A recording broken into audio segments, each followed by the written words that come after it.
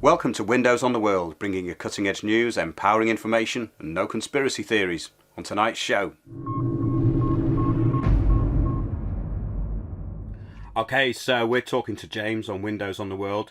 We've actually done a couple of shows with you in the past, and the shows in the past refer to what we're going to be talking about next, because not only have you had problems with TV licensing, but you've also had trouble with council tax, which I think most people will relate to, and we've covered a lot on the show.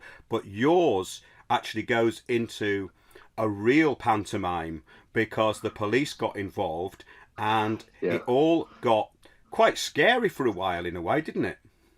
Yeah, it was. It was definitely a move to scare me off, and we've got some. We've dug up some details on the matter now, so we have a much broader understanding of what's going on and how it's happened and why it's happened. We suspect we know who's behind it, and we'll get into that again. And basically, what's happened here is March of 2014.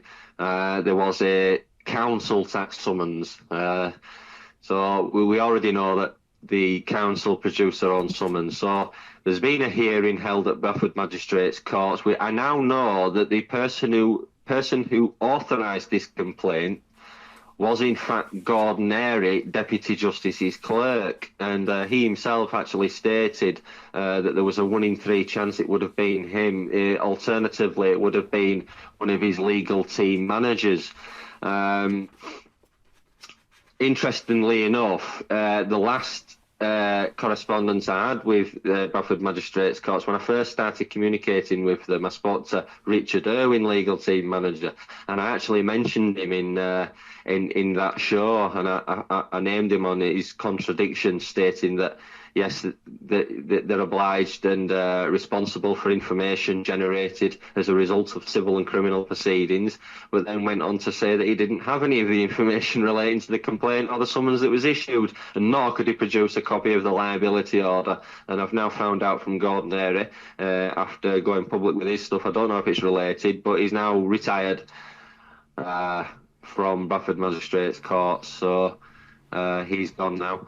But basically what's happened is we've got this non-payment of council tax, we've received a summons, we've gone to the hearing, we've spoken to, and this is interesting, I requested to speak to a clerk, and what did I get? Someone who I thought was a clerk, and I says, are you a court clerk? And she says, no, I'm a council clerk. So what's happening here is, and as you already know, the rooms held within the courts where the bulk hearing sessions are taking place, and there's usually 2 rooms. These are private hired rooms, and basically council tax run the whole show. And if you go to the courts and you give them the summons number on the summons itself that looks like it's come from Bradford Magistrates Courts, but it hasn't, it's come from council. If you ask them for information relating to the summons and give them the summons number, they'll say that's nothing to do with us, go and speak to the council. So there you have it, right there. Well, exactly, James, and we just did a show with the Reverend Paul Nicholson, who has now got a judicial review into council tax court costs, and under the local authority's statutory duty, revenues officers, the government guidelines for local authorities, they have to be able to give you a breakdown of the costs of that summons. So what councils are doing is they're printing a bit of paper which they call a summons and charging you £120 for it. Now, I've had them over several times with this, and I've just put an affidavit in about it. But this is very, very important. And the same with the liability orders. You will never get a liability order for council tax. You'll get a notice of liability. You'll get a liability order if they take it back to a proper court. Yeah. But usually in their administrative kangaroo pantomime courts, it doesn't exist. It doesn't exist. So you can have a bit of fun with this. And they've recently threatened to put me in prison, which I've had a lot of fun with putting my affidavit in there. That's a totally different story we'll get onto in another show. But to get back to your case, what happened was you decided to record the proceedings so that you knew what went on. Well, this is actually relating to another case. It was my case with Bradford Council that started me off with Bradford Council matters. And having learned what I'd learned from the TV licence matters, I decided to document the whole thing in exactly the same way. And again, for the viewing public, all of the documentations, the public case files can be made available online. All the links to the videos, and there's a full table of contents in there, so you can navigate your way through the reports. But basically, there was another TV licence, council tax matter, where I also become involved in the reporting of that. And a recording was made of the private council tax hearing taking place in relation to another case, which proved that the chairman, let's call them chairman, alleged chairman, didn't have any of the information in front of him. And what we found is that he's basically being told what to do by the council clerk. Now, this is very important, because what's happened here is that when you go to these hearings and request the information, the courts do not have it. The council have all the information, but the council are the complainants.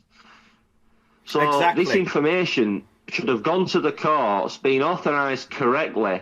And what we found from Gordon Airy, Deputy Justice's clerk, is that there is actually no consideration whatsoever. Now, in Gordon Airy's own words, what he's revealed is that, and I'm going to bring it up here and actually read out exactly what he said, because it's been transcribed from a recorded call.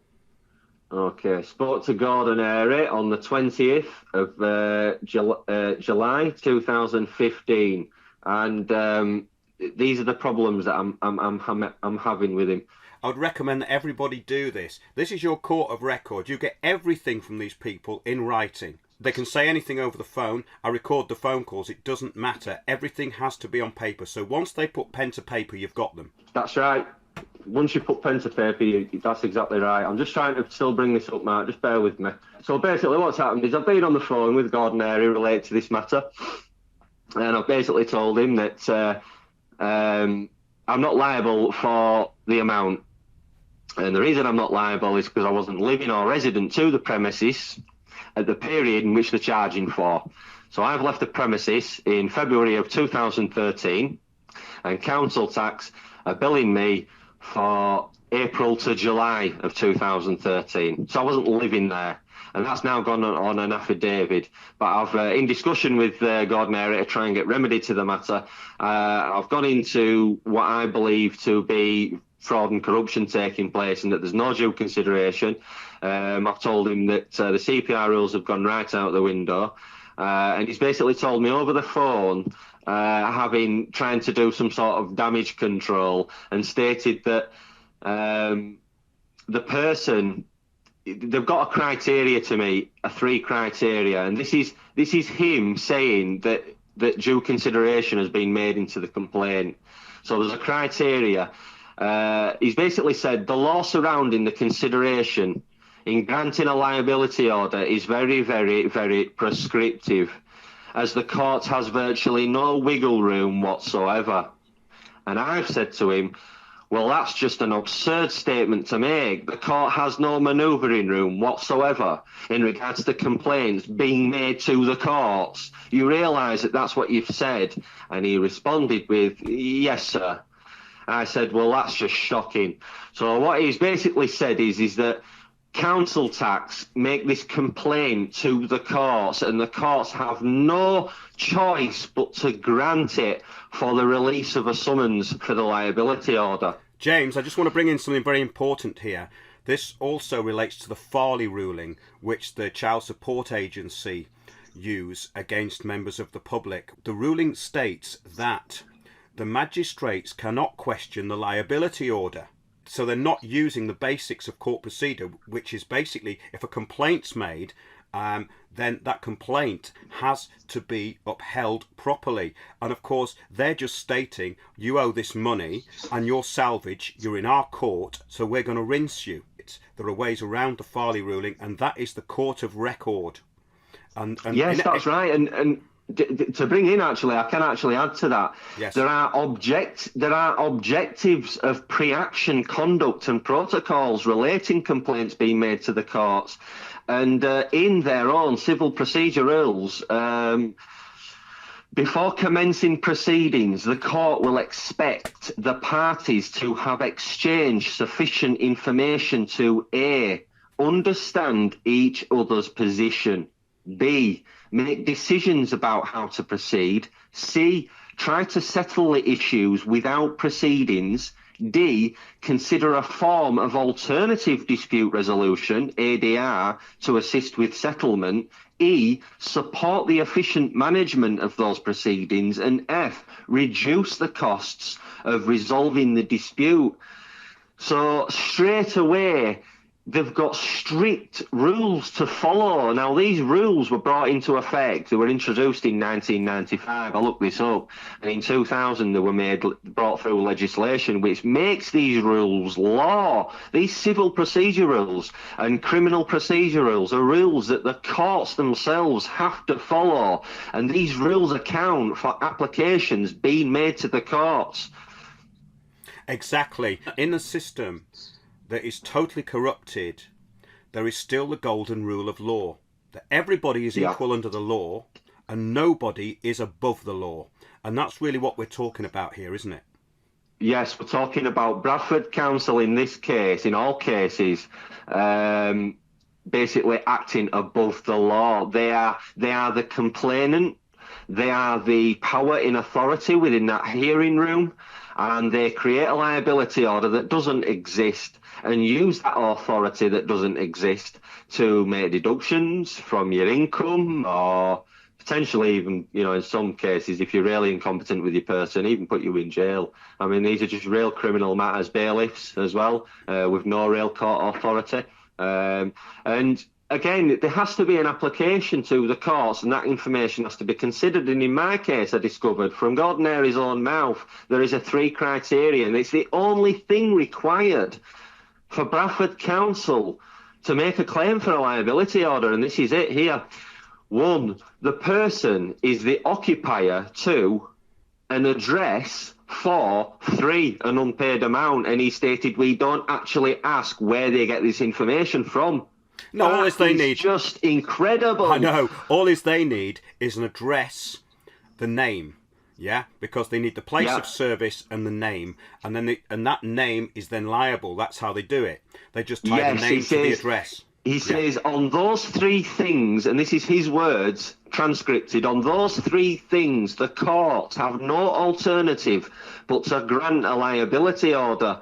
The law, and this was key, this is where I got him, you see, the law does allow to adjourn for inquiries, but other than that, the court has no power to say we don't think you got it right, therefore we are not going to grant it. So I've asked him why it wasn't adjourned in my case, as I clearly went down on the day in March of 2014 and requested information from the courts that did not exist, and the information that council tax had I couldn't get because the computer systems were down that day. So hello, convenient for them there, but that doesn't matter because in the correspondence through email to both parties, that being Bradford Magistrates Courts and Bradford Council, council tax, Bradford Council didn't respond for about 4 or 5 months into the correspondence. So I started sending emails to them in May, and they didn't get back until August. So there you go, people. That's it right there. And in that, when they did finally respond, they disregarded all of the previous correspondence, still claimed to owe the money. Apologise for replying for so late. So we'll maybe waive one of the costs here for you. So dangling a carrot in front of my face. I clearly haven't accepted it. I've basically told them to refer back to previous correspondence if they want to understand my current position on the matter. And where it's got interesting is that I realised at some point along the lines they've started deducting money from my income. And this is where it got interesting, because this is why I've gone back to the courts eventually. Eventually, I've just deemed the courts and Bradford Council in error. They failed to produce a copy of the liability order. So they're in error, and I'm not liable for the amount because I wasn't living at the premises. These are just simple things that you should be able to... A member of the public would assume that if you're not living at a premises and you've been charged for it, you go to Bradford Council, and the wonderful customer service there will say, yes, of course, you wasn't living there. That's obviously in error. I'll look into the matter and get back to you. At least that, at the very least. But no. So once they create this liability order that doesn't exist, whether you dispute it or not, they've not given you any consideration. And it's scary because, in theory, I could claim that Mark Windows at your address owes me £100. And without the courts confirming that information, or being unable to confirm that information, the courts would have no choice but to authorise a summons. Yes, this is how it works. James, this is quite an important thing you brought up here. Yeah. Especially with council tax, because what happens if you move out of an address, which I recently did, is that you phone them up and say, I'm no longer resident. They will still say that you are liable unless you can give them a name of another person or legal fiction that's moving into that address. Now, you may not know who's moving into that address, exactly. So they still hold you liable. So this is a massive error, an assumption they're making. Yeah, and not only that, I know for a fact that somebody did move into the premises shortly after, and I know that he will also be charged for council tax to the premises within the time that I'd moved out. So not only are they charging liability for me for the premises for that time, they're charging the person who probably actually lives there for that period as well. So they're getting double bubble. That's right, absolutely. But I got one of the agents of the council stating that to me, saying, if you can't give us the name, the full name of a person that's moving in, you are still liable. I said, thanks for your legal advice, and put the phone down. yeah,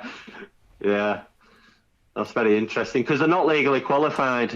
In fact, people might be interested to know that a lot of the lay magistrates that are up there in these private hearings are actually, in most cases, not legally qualified.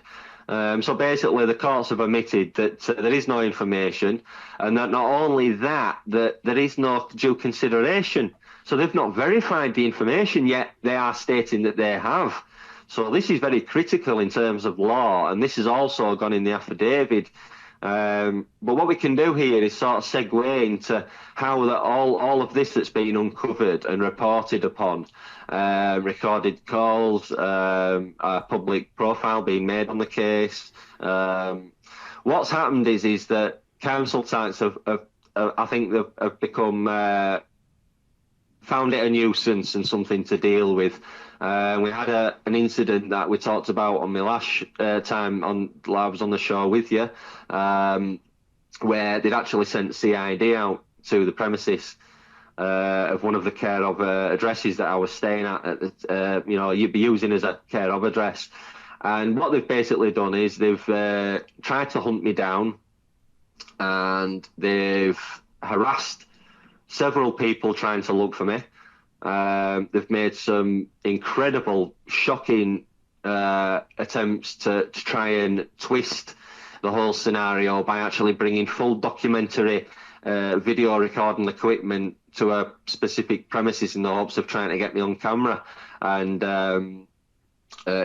just surprising me at the door, and obviously making some sort of a twisted version of what they're investigating and accusing me of breaking the law, which just isn't the case entirely. I'll just back this up a bit, James, because on that Yeah. show we did cover this, and you had an unknown person with a video camera coming to your doorstep, banging on your door with constables, constables, and the CID involved. Now, I've never heard of this before, but I presume it's because of your previous reporting on the TV licensing and council tax. And what happens, or appears to have happened, is a change agent's become involved in the local authority, and they have brought down this draconian kind of invasion of your privacy under their own liability, even though you proved that they are not in possession of the facts or evidence, and they're actually overreaching their authority by harassing members of the public and, in your case, threatening you with kidnap. Yeah, I was threatened. That's right. I mean, after several weeks of harassment, I found that they resorted to actually phoning round members of my family. They also tried to coerce the mother of my children into meeting up with me on the streets with my children to try and arrest me on video recording. So they wanted to publicly humiliate me and make some sort of a documentary against me. It was a full-blown move to try and silence me, and somebody must have been with me above, because we managed to trump them on every turn, quite literally, to the point where the real thing that I regret is that I had to go back down to the police station 3 days a week. Yeah, they put you on bail. They put you on police bail. But what was even worse than that was you weren't really on bail, were you? They just told you were on bail.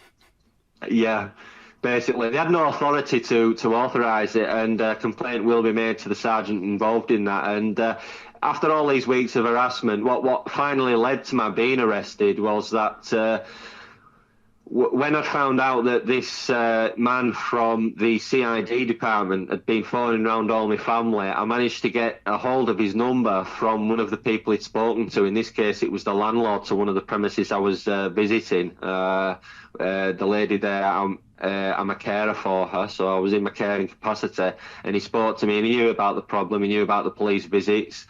He himself had been intimidated to letting the police into the flat. And what I did was I made an outgoing call to 01274 474 794, which is the CID department. This was at 16:45 on Thursday, the 18th of September 2014, after several weeks of harassment at this point.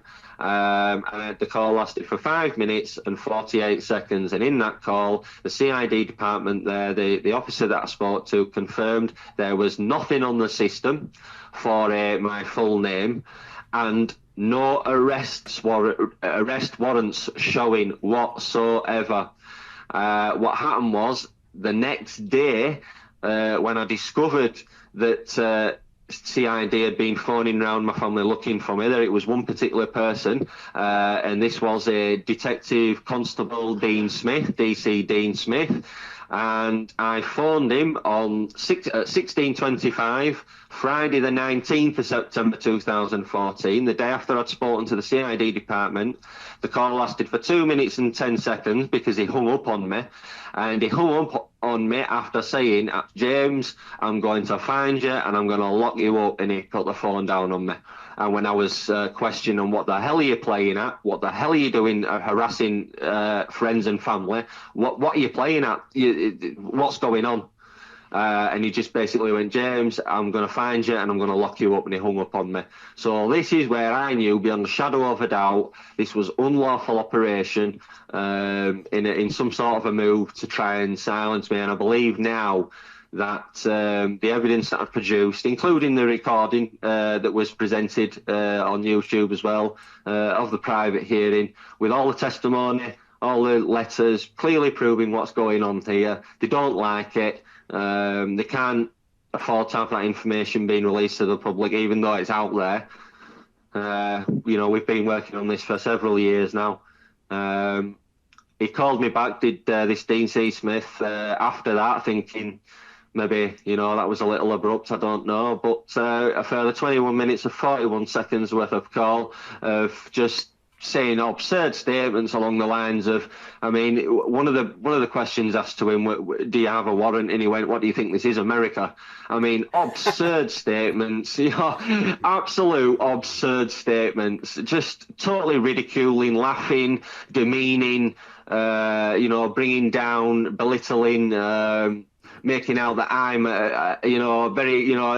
very humorous to him, and it's he's actually enjoyed the call because of I've been the highlight of his day because I'm such a nutter, I'm such a conspiracy theorist. So it's all that sort of psychological warfare there as well. It's brilliant, James, because this guy's meant to be trained in criminal investigations, and this is really what Cameron's big society is all about. It's about petty-minded officials acting way beyond their authority and outside the law. But in a way, This is where we win, isn't it?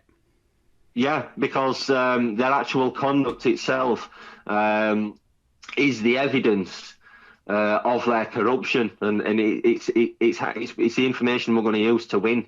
All we need to do is record it. All we need to do is report it. All we need to do is get it on paper and make those complaints. And again, for the viewing public, if you make a formal complaint, insert a header at the top and in bold, put formal complaint. And by law, that's got to stay on the system. Always keep a copy of what you send out for yourself, and when it comes down to it, when it goes to the courts and you write your affidavits and enclose all of your previous correspondence with them, the conceptual weight of the file itself will mean that the issues have to be addressed. But it doesn't matter how long or large or devastating your story is, ultimately they don't want to listen to it. So what you need to do is get back to source and state the facts from the very beginning, that there was no authority in the first place to proceed in the way they did, and that the way that they did proceed was unlawful. And what they were doing was harassing and committing crimes to violate privacy, dignity, just a list of offences that they are committing, and they're going to be held liable for it because that is their position. Well, your case was actually, I'd never heard of anything like that happening before. That happened to you. I knew this kind of thing was going on, as I'd been targeted by my local authority because I took them to court.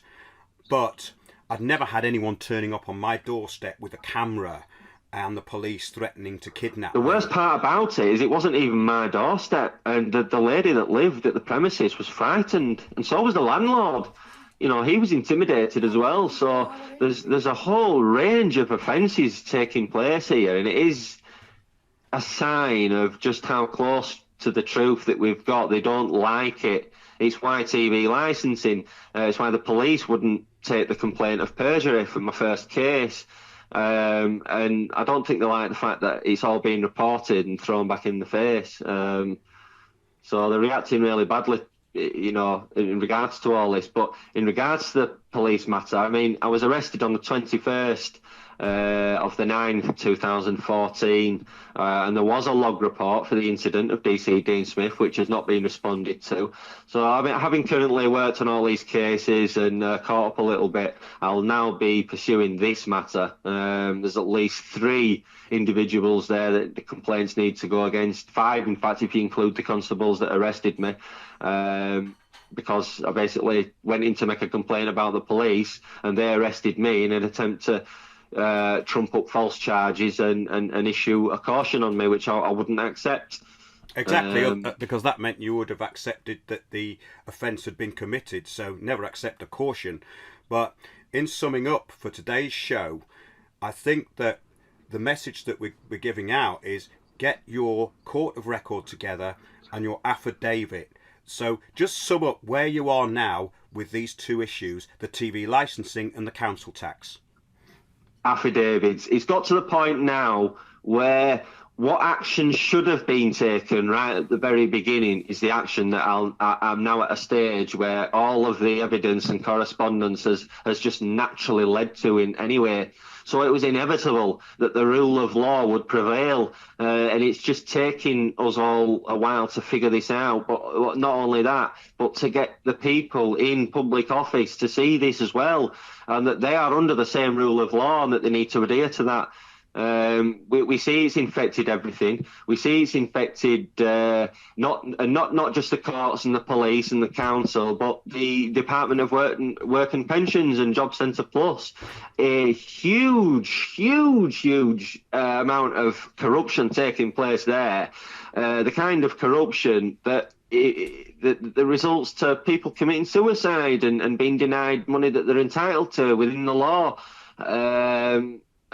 Just a real sort of breaking down of the humanity within the staff and within the claimants, and forcing everybody into this real sort of draconian state that we've come into, that's been backed up even more so by the Tory side of things, and Cameron and the things that he's pushing for. And again, I mean, you do quite a well-rounded collection of news reports and bring a lot of sort of information from a lot of really relevant different sources, but ultimately the whole thing sort of summarized sort of leads into the bigger picture of what their agenda is, because there is an agenda, and there are many agendas involved, but it's all under Agenda 21 as we know it. That's if you want to put a label on it, but it is about breaking down society, targeting the poor and the vulnerable, targeting people's ignorance and lack of knowledge of the law, that they themselves are just acting way above.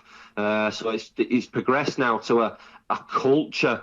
And like I said before, the good people inside need members of the public to come forth, and the members of the public need the good people inside to respond to those complaints, because that's the only way we're going to really fix the problem. The system as we know it is on the verge of collapse. It's been propped up, and it is about to pop. But it's got to the stage now where they need more money all the time, and the bubble's got that big that the only resource now is us, and and that's reflected in the Department of Work and Pensions and all of the conditions of the roads and the quality of the healthcare, the indoctrinations within the education systems. All ties in to a lack of due process, shocking training, brainwashing of the staff to the point where the staff don't really know the law. That's exactly right. That's exactly right. It's called Cameron's Big Society. Not that he's in charge of it. It's just coming under his watch. And we've covered this quite a lot. These change agents have taken over. They're in every form of public office. These are the people we need to challenge. We've talked about this quite a lot. We're going to get some updates from you soon on Job Centre Plus, some very interesting things you've found out there. But for today, James, thanks very much. And everybody out there, remember, your court of record and your affidavit, when these people come along and make assumptions, is the most powerful thing in law. Thanks a lot, Mark. It's been great being on the show, and I look forward to the updates on some upcoming stuff that we have relating to the DWP and the Job Centre Plus. So I'll be looking forward to bringing all that information forth. That's fantastic. Thanks, James. And we'll put the links into the article which will contain the video on windowsontheworld.net. Yes, alternatively, if you don't mind, Mark, if I put a little shout there for the actual source of the YouTube channel.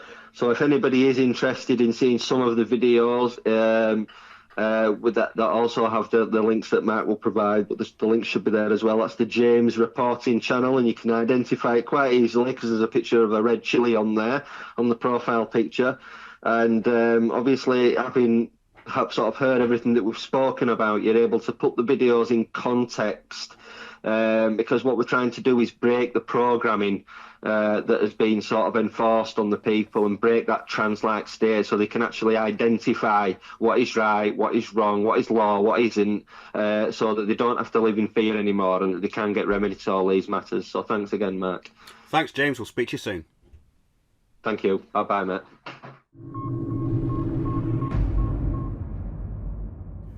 Thanks for watching Windows on the World. Remember, keep watching those, watching us, watching Windows on the World, and we'll see you soon.